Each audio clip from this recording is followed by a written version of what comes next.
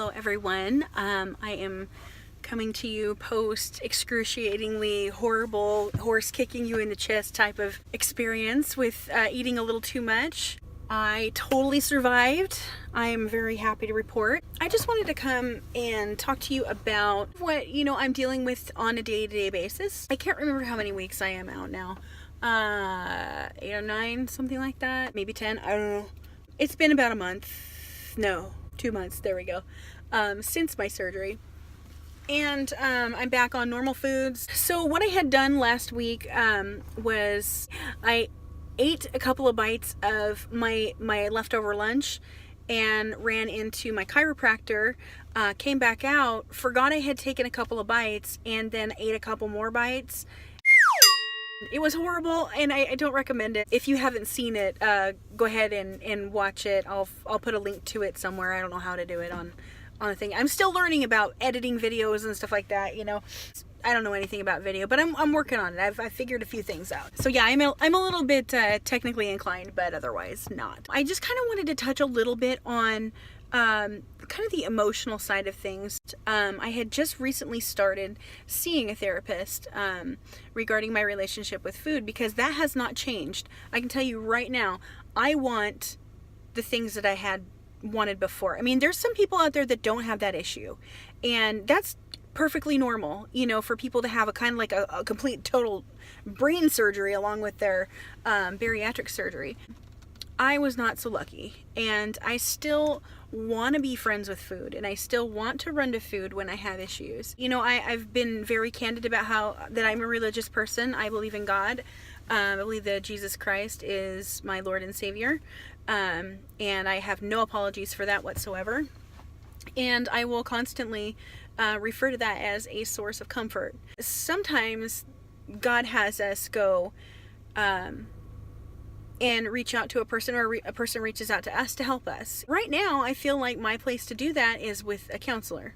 And when I was first past surgery, I know I was getting a lot of drugs out of my system. The anesthesia takes a few days to get out of your system. And then also I had some kind of narcotic that I was coming off of, plus morphine. And, oh my gosh, it was just a cocktail for absolute hell. And I was like to the point where I was like, well, did I just screw myself over? Just feeling like I had stepped out of God's will for myself. And I honestly feel now that I'm not fogged up by, drugs that are making me really emotional, I honestly feel like right here, right now where I'm at, this is exactly what God wanted me to do. And I still have to learn, but right now it's making me healthy. It's giving me a smaller stomach to take smaller portions and to move on to being a healthier person. And I also feel like the job that I have now was a huge step in the right direction, because before I worked with the dental office that I work at, I worked at a trucking company, and I loved the work. It was just the environment that was really bad. My cousin happened to work at the dental office, and I said, hey, are you guys hiring? And she goes, send us your resume. And I had a rapport with this dental office before, and as a photographer, because I had taken their headshots and I had done lots of events with them, and so I had already known the owners. I've known the doctors for a long time. I was rescued from where I was at. And for that, I'm so thankful. And, I don't do anything that is within my scope of talent. I work with people, and, I'm really good at that. I'm definitely a people person. But, just what I do is not something that I would say I loved. I don't hate it, but I don't absolutely love it. I went and I saw my therapist, and she and I were talking about my life, and just kind of getting to know me a little. She's like, well, tell me a little bit about yourself and what you want in life. And I said, well, I work at a dental office, and I feel like my being at this dental office was key for me in getting this surgery, because they happen to have the exact same insurance that I had already with my husband.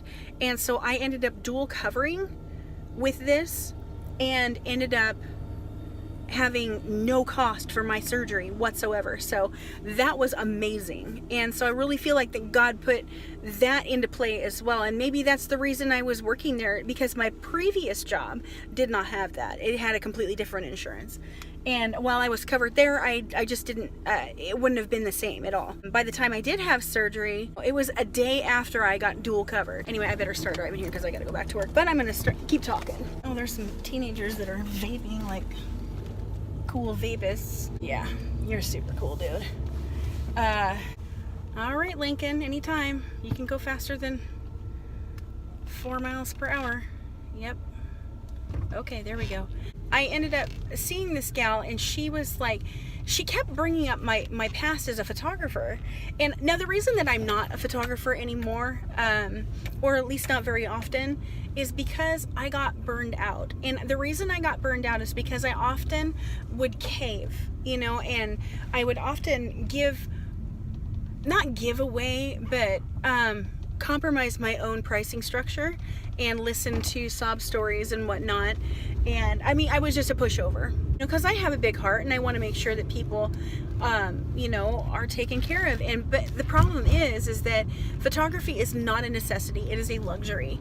And so I got burned out because I was doing so much for so little.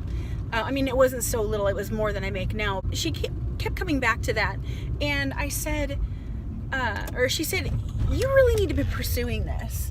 And I said, "Why?" And she goes, "Have you ever seen how much your face lights up when you talk about that?" She goes, "You are an expert in that field." She goes, "It's very clear." And I was 14 when I started. I started out as a photographer's apprentice, and I had 3 different mentors. And I worked in a darkroom. I learned Photoshop when it first came out. Photoshop 1 is the very first one I ever used. So, and I've been doing these sorts of things for a really long time. And so, yeah, I have a very specialized, stylized type of skill. And also, you know, I think another thing that burned me out was that just, you know, people were willing to settle for absolute crap over quality. I do not produce crap. I produce very high quality. I am an old school photographer. However, I am also on top of some of the new trends, but I don't make, you know, stupid, ugly cat pee filters on things, you know, things that are going to be out of style quickly. When I was shooting for a senior, the mom said, "Hey, I really want these fluffy, airy, weird looking filters." I said, "Well, if you look through my work, you're not going to find that." I said, if you want something that's going to be on your wall for the next 30 years, hire me. If you want something that's going to be on your wall for a month, don't hire me. So, anyway, that's how I feel about that. So anyway, she said that I would light up, and I'm just like, you gotta be kidding me. I don't want to be a photographer anymore. And she says, "You are clearly missing this," you know, and I'm like sitting there like, "No, I'm not. Forget you. No, I'm not. No, I really am." And it took me a little while. I had to really think about it. And so, I decided that I'm going to stay where I'm at as far as my 9-to-5 job, and then I'm going to rebuild my business. And she goes, "What we're going to do is we're going to take this, we're going to take you where you're at. The reason you felt that you had to compromise your own pricing structure and everything like that is because you are not confident." And she goes, "And that really ties into a lot of your food and stuff like that. You're scared of what others think." And she goes, "We're going to conquer this." And that was like super huge for me. I never thought that my confidence and food had anything to do with each other. And they certainly do, because I had issues with family members looking at my plate and saying, "What do you got there? Do you really need that? Don't you think you've had enough already? And are you serious?" They were family members. And yeah, it was awful, you know.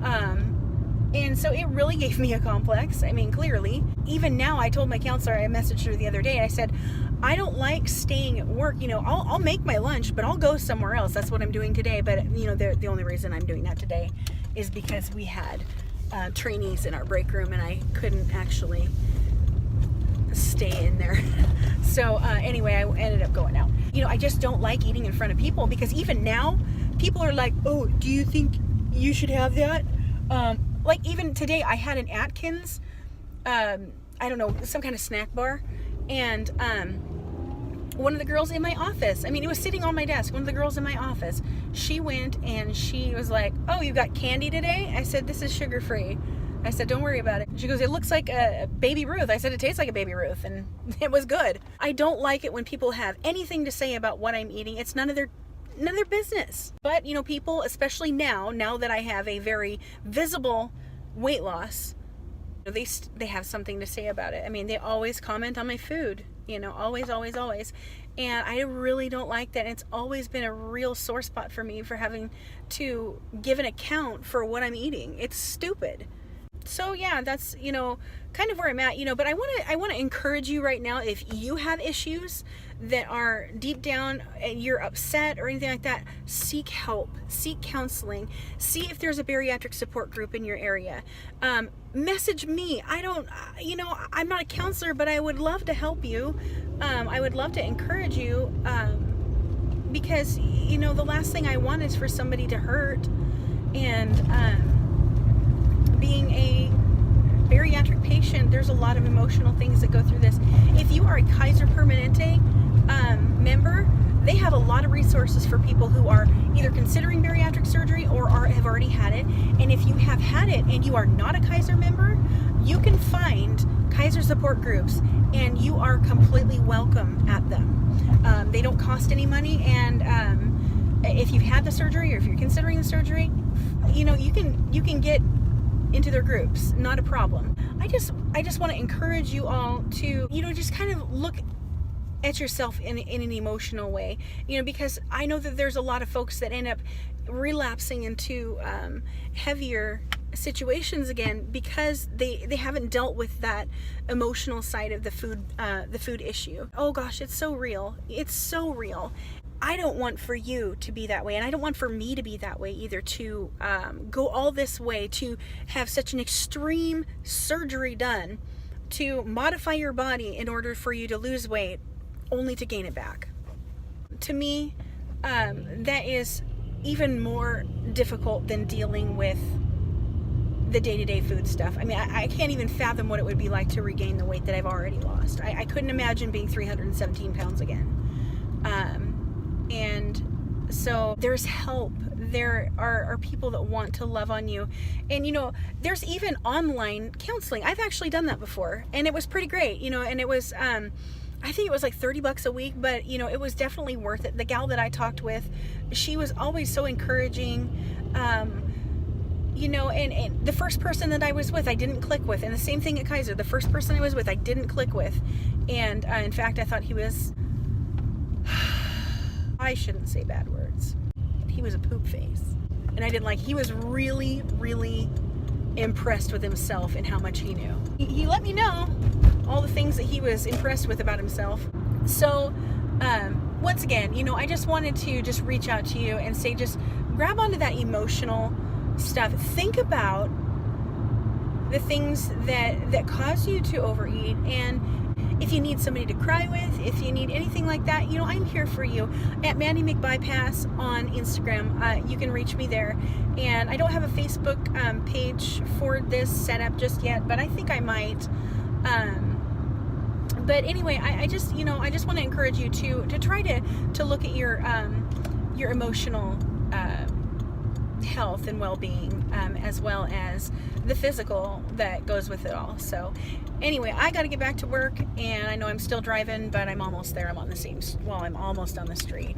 Okay, now I'm on the street. Well, kind of. Okay, now for real I am. So anyway, I will talk to you guys probably whenever I think of something, which is probably going to be probably like later today. I don't know. So anyway, I love you guys. Thank you so much for all of your support and your kind comments. And I really love talking to you guys. You know, I see a lot of you that are on your way to surgery, and some of you are just a little ways out. And, you know, you're going to do amazing, and you are doing amazing. And thank you for sharing your experiences. I really appreciate that as well. And I'm so excited for where things are going here. And if you would share this video, if you find it helpful, like it, share it, and follow us on Instagram at Mandy McBypass, or follow me, not us. Anyway, so it's great talking to you guys once again, and I love you. Peace out. Gotta go to work. Bye bye.